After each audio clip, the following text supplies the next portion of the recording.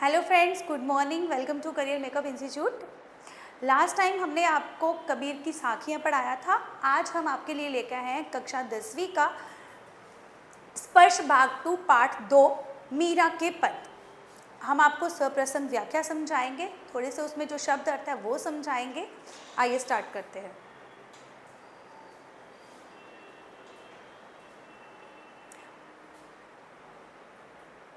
हरि आप हरो जनरी बीर, द्रौपदी री लाज राखे आप बढ़ाओ चीर।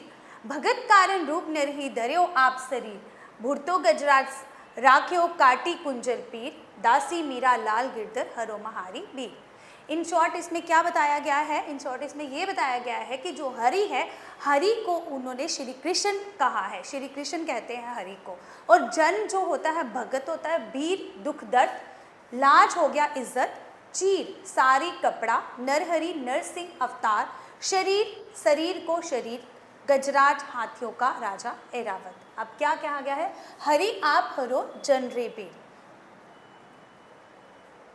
पहले हम इसका प्रसंग देख लेते हैं। प्रस्तुत पाठ हमारी हिंदी की पाठ्य पुस्तक स्पर्श से लिया गया है। इस पद की कवित्री मीरा है। इसमें कवित्री भगवान श्री कृष्ण के भगत प्रेम को दर्शा रही और स्वयं की रक्षा की गुहार लगा रही है। आइए व्याख्या भी देख लेते हैं।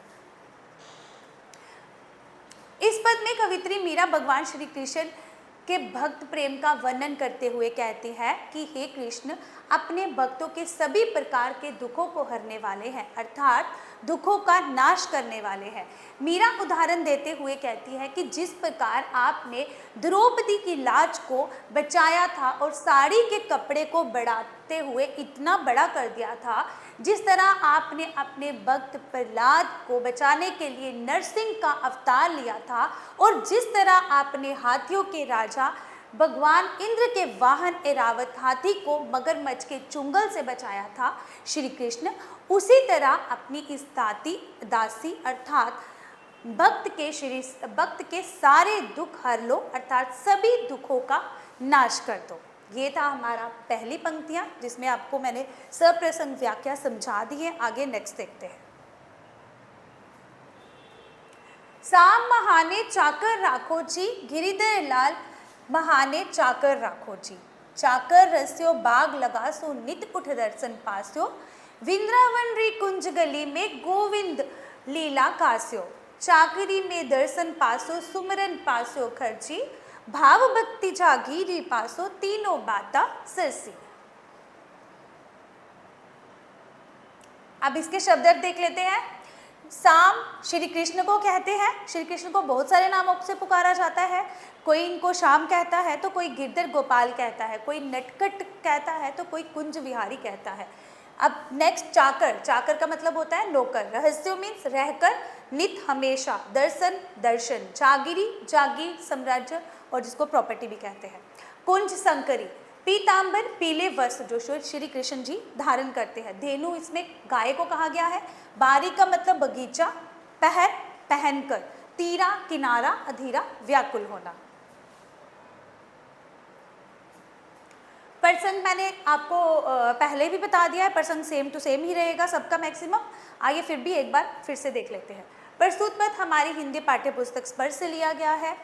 इस पद की कवित्री मीरा है। इस पद में कवित्री मीरा जी श्री कृष्ण के प्रति अपने प्रेम का वर्णन कर रही है और श्री कृष्ण के दर्शन के लिए वह कितनी व्याकुल है ये दर्शा रही है। इस पद में कवित्री मीरा श्री कृष्ण के प्रति अपनी भक्ति भावना को उजागर करते हुए कहती है कि श्री कृष्ण मुझे अपना नौकर बना के रख लो। नौकर क्यों बना के रख लो? कि जब मैं आपकी सेविका बन के आपके पास रहूंगी, एक तो मुझे बार बार आपके दर्शन करने का मौका मिलेगा और मुझे आपकी याद नहीं सताएगी। मुझे अपना नौकर बनाकर रख लो। अर्थात मीरा किसी भी तरह श्री कृष्ण के नज़दीक रहना चाहती है, फिर जाके नौकर बन के ही क्यों ना रहना पड़े। मीरा कहती है कि नौकर बनके मैं क्या करूंगी, आपके लिए बगीचा लगाऊंगी ताकि आप सुबह उठकर रोज उस बगीचे में आओ और मैं आपके दर्शन करूं। लगाऊंगी ताकि सुबह उठकर रोज आपके दर्शन पा सकूं। मीरा कहती है वृंदावन की संकरी गलियों में मैं अपने स्वामी की लीलाओं का बखान करूंगी। अब वृंदावन की गलियों में, वृंदावन की संकरी कुंज गलियों में मीरा कहती है कि मैं अपने स्वामी, अपने श्री कृष्ण की लीलाओं का बखान करूंगी, गाकर सुनाऊंगी। मीरा का मानना है कि नौकर बनके उनको 3 फायदे होंगे। पहला, उन्हें हमेशा श्री कृष्ण के दर्शन प्राप्त होंगे। दूसरा, उन्हें अपने प्रिय की याद नहीं सताएगी। और तीसरा, उनकी भाव भक्ति का साम्राज्य बढ़ता ही जाएगा। नेक्स्ट देख लेते हैं, नेक्स्ट पंक्तियां क्या है। मोर मुकुट पीतांबर सोहे गलबे जंती माला, वृंदावन में देनु चरावे मोहन मुरली वाला। ऊंचा ऊंचा महल बनावन बिच बिच राखो बारी, सावरियारा दर्शन पासो पहर कुसुम्बी साड़ी। आधी रात प्रभु दर्शन दीजियो जमुना जी रे तीरा, मीरा रा प्रभु गिरधर नागर हिवड़ो गनो अधीरा। अब मैंने आपको कहा था कि जो कृष्ण जी हैं उनको बहुत सारे नामों से पुकारा जाता है, चाहे वो गिरिधर हो, चाहे वो नटखट गोपाल हो, चाहे वो कुंज विहारी हो, कुछ भी कह सकते हैं उनको। अब इसमें देखते हैं पंक्तियों में क्या कहा गया है। मीरा मुकुट पीतंबर सोहे गले बेजंती माला। इन पंक्तियों में मीरा ने श्री कृष्ण के सौंदर्य का बहुत ही सुंदर वर्णन किया है। मीरा श्री कृष्ण के रूप का बखान करते हुए कहती है कि उन्हें पीले वस्त्र धारण किए हुए हैं, सर पर मोर के पंखों का मुकुट विराजमान है, गले में क्या है, गले में वैजंती के फूलों की माला है धारण किए। वृंदावन में गाय, अब ये देनु का मतलब गाय है, वृंदावन में गाय चराते हो जब वह मोहन मुरली बजाता है तो सबका मन मोह लेता है। अब यहाँ पे श्री कृष्ण जी को मोहन कहा गया है।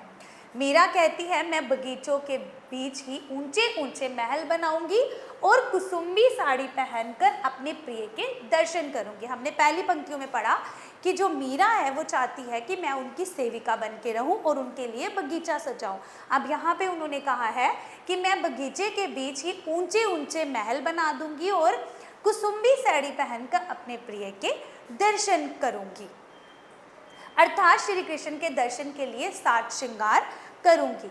मीरा कहती है कि हे प्रभु गिरधर, अब ये गिरधर ये भी श्री कृष्ण जी को कहा गया है, गिरधर स्वामी मेरा मन आपके दर्शन के लिए इतना बेचैन है कि वह सुबह का इंतजार नहीं कर सकता। अब जो मीरा है वो श्री कृष्ण की इतनी भक्ति में लुप्त है कि वो कहती हैं कि हर वक्त उनको श्री कृष्ण के दर्शन होते रहने चाहिए। और वो कहती है कि मैं रात का इंतज़ार नहीं, मतलब सुबह का इंतज़ार वो नहीं कर सकती हैं। इसलिए उन्होंने कहा है कि मैं चाहती हूँ कि श्री कृष्ण आधी रात को ही जमुना नदी के किनारे उनके दर्शन दे दें। अब ये पूरी मैंने आपको सप्रसंग व्याख्या समझा दी है मीरा के पद की। लास्ट टाइम हमने पढ़ा था कबीर की साखियाँ, इसके आगे जो पोइम होगी हम नेक्स्ट टाइम वो लेके आएंगे। आशा है आपको अच्छे से समझ में आया होगा। अगर आपको अच्छे से समझ आया है तो लाइक कीजिए और कमेंट कीजिए और चैनल को सब्सक्राइब भी कीजिए। धन्यवाद।